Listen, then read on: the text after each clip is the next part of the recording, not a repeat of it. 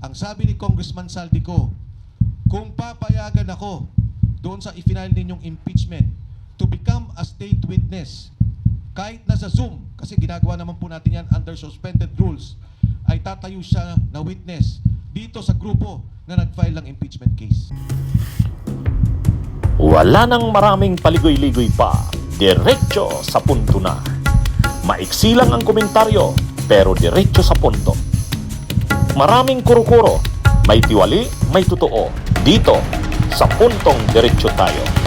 Punto Diretso. Huling-huli ang kasinungalingan ni Mike Defensor. Ha? Sa programa ni Ted Filon, talagang sukol na sukol si Mike Defensor eh. Ha? Sukol na sukol, huling-huli na nagsisinungaling. Papalusot. Ha? Ang pinag-uusapan nila tungkol kay Saldico. Sabi kasi ni Mike Defensor, nakausap niya raw mismo sa telepono si Saldico mismo. Ang tinutukoy dito yung pagsabi na nila Mike Defensor na si Saldico raw ay handang magtestigo sa impeachment na isinusulong sana nila sa Kamara. Ang testigo daw nila ay si Saldico at nakausap niya raw niya umano ito ayon mismo kay Defensor. May contact ba kayo sa kanya, Kong Mike? Merong intermediary, Manong Ted, na nakausap ako at nakausap ko siya ng personal.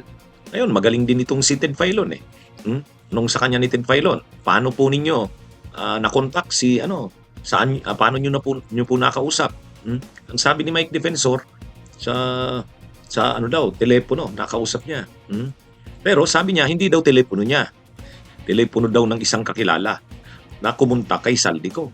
Ang sinasabi nyo ngayon, ang nakausap nyo ng personal, yung kumbaga intermediary, hindi mismo si ex-Congressman Saldico. Tama? Kung Ted, si Saldico mismo ang nakausap ko. Ha? Pero yung teleponong ginamit is through an intermediary.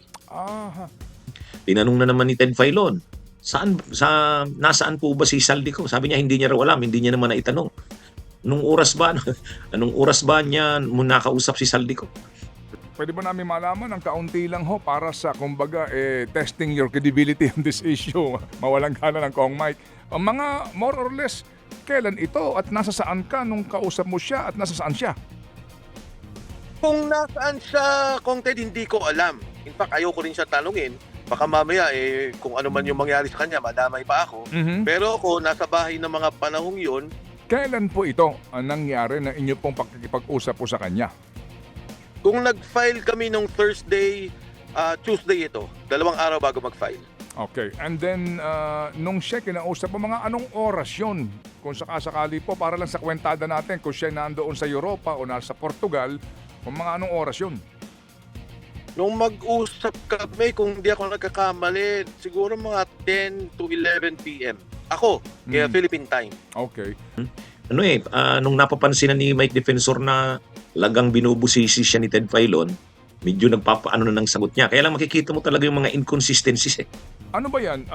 Cellphone, Viber, Messenger, Facebook? Ano bang paraan nito? O walkie-talkie? O ano?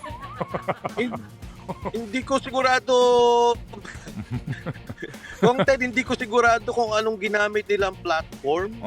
Kasi ang pagkakaalam ko, batay na rin dun sa kanya mga statement, parang ingat na ingat sila eh. At medyo takot siya. So hindi ko alam, may mga platform ata silang ginagamit na bago kasi hindi ko naman telepono yung nagamit nung mag-usap kami. So yung pang intermediary, as in kasama mo siya in person, yung telepono o gadget ng intermediary ang ipinahiram sa'yo o hindi po ito harapan yung intermediary po? Kasi ngayon may pwedeng ganun, conference call, parang ganun. Hindi ba? May mga ganun kaparaanan. Ano po ang mode dito? Yes. Magkasama kayo ng intermediary? Hindi. Nung mag-usap kami, nung una kaming mag-usap, magkasama kami ng intermediary. Yun ay mabilis na naging usapan lang. So yun nga, humingi ulit ako ng pag-uusap dahil nga doon sa filing. And doon sa pangalawang pag-uusap naman, nire-recall ko kung anong nangyari sa amin eh. Yes, kasama ko siya, pero parang may ginagamit din silang ibang telepono eh, doon sa kabilang linya. Nakikita mo yung mga inconsistencies. Sa bandang uli, ang sinasabi niya, Ayaw niya na raw magdetalye. Ayaw niya na raw magdetalye kasi baka mapahamak pa siya. Baka raw madamay pa siya sa problema ni Saldico. Ito bang intermediary mo ay dating congressman o kasalukuyang congressman, politiko? Sino ba ito? Ang Ted, ayoko nang banggitin. Baka lalo magkaipit-ipit yung kasama natin. Itong si Mike Defensor, talagang gusto nilang madiin si Romualdez, gusto nilang madiin si Marcos, pero hindi naman sila nagpo-produce ng maayos na mga testigo at hindi naman maayos ang kanilang direksyon ng kanilang mga ginagawa. Parang nagpapagulo lang eh. Para din sila Marcoleta sa Senado. Halimbawa, yung kay Gutesa. Present nila si Gutesa.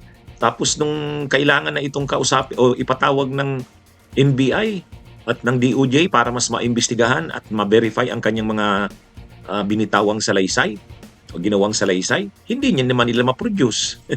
Ayaw na nilang i-produce. Kung talagang desisyonado ka na idiin yung mga dapat madiin, tulad nila Romualdez at Marcos, batay sa kanilang sinasabi, dapat i-produce nila yung testigo nila. Tapos itong si Saldico, nakausap niya raw, magtitistigo raw, yung pala magtitistigo. Online lang, hindi naman uuwi sa Pilipinas. Wala talaga. Kaya itong mga sinasabi ni Mike Defensor. Tapos yung pagsampa ng impeachment complaint, nung nag-file sila ng Friday, wala yung Secretary General ng House, si Sheloy Garofil, wala doon, hindi nila naabutan. Uminit na yung kanilang ulo, pinagplanuhan daw talaga na hindi sila makapag-file, kaya hindi na raw lang sila magpa-file. Nung Lunes, na pwede mo namang bumalik ka, mag-i-refile mo, nandun na si Sheloy Garofil, hindi naman lagi ginawa. Mabuti pa yung Makabayan Black. Mas matured pa politically ang Makabayan Black, yung mga leftist. Nung ang Makabayan Black ay nag-file Friday, wala si Secretary General ng House, Sheloy Garofil. Bumalik sila Monday. Tinanggap yung kanilang final na impeachment. Handa sila na ilaban ang impeachment nila. Itong sila Mike Defensor, hindi lang tinanggap yung impeachment ng Friday. Pwede naman silang bumalik Monday, hindi na bumalik. And yet sila yung paulit-ulit na sinasabing lalabanan talaga nila ang administrasyon, ipapa-impeach talaga nila si Marcos, na talagang mayroon silang mga ebidensya, testigo, matibay daw ang kanilang mga grounds. Anong klase bang laban yan? Tapos ngayon nag-press con, yung isang abogado nagsisigaw, si Mike Defensor kinukundi na ang administrasyon dahil pinagplanuhan daw talagang hindi tanggapin ang kanilang impeachment. O bakit yung sa Makabayan Black tinanggap? Kung pumunta sila doon nung Lunes at hindi tinanggap yung kanilang impeachment, samantalang yung sa Makabayan Black ay tinanggap, ayun, doon sila magreklamo. Medyo ibig sabihin, obvious na inaano sila. Pinagplanuhan talaga na wag silang makapag-file. Ang isa pang problema sa kanila, wala kasi silang mag-i-endorso. Requirement yun eh. Nasa Constitution yun. Pag magpa-file ng impeachment, ang unang paraan ay may mag-i-sponsor, pwedeng ang impeachment mo ay i-file mismo ng isang kongresista. Pwede yun. O kaya private citizen o private citizens, pero kailangang i-endorse ng isang kongresista. Sila wala eh. Yung unang impeachment complaint na final ni Attorney Andre De Jesus, mayroong nag-endorse na kongresista, si Representative Jet Nisay. Yung Makabayan Black, mayroon ding nag-endorse na mga kongresista, yung mga kasamahan nila sa Makabayan Black. Itong grupo nila Defensor, wala eh. Sabi nila marami silang mga sumusuportang kongresista, kahit isa lang wala. Hindi nila ma-produce. Siguro alam nila na nung Monday, kung bumalik sila, wala silang kasamang kongresista o wala silang kongresistang makukuha.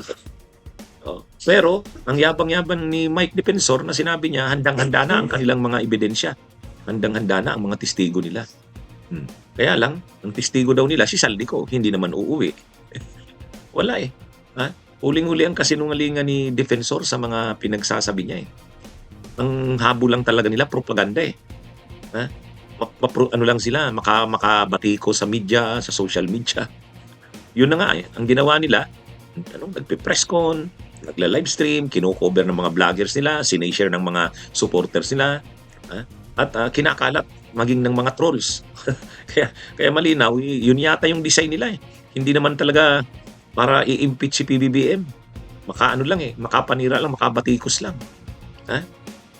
Kasi kung seryoso ka sa laban, seryoso ka sa pinaglalaban mo, seryoso ka sa sinasabi mo, isusulong mo ito ng todo, ng seryosohan. Hindi yung hindi lang tinanggap yung yung final mong impeachment nung Friday. Pwede ka pa naman bumalik ng Monday. Hindi ka na bumalik. Tapos wala kang kasamang kahit isang kongresista na mag-i-endorse ng impeachment mo, samantalang constitutional requirement yan. Tapos ngayon magsasabi kang handang-handa sana kayo, matibay ang mga grounds ninyo. Ay wala. Huling-huli ang kasinungalingan ni Defensor. Yan yung malinaw dyan. Bunyog, bunyog, halikan na kasama ka. Bunyog, kapag buklod ay may pag-asa. Luzon, Visayas, Mindanao, isa ang pananaw. Sa bagong Pilipinas ang bunyog isisigaw. Bunyog.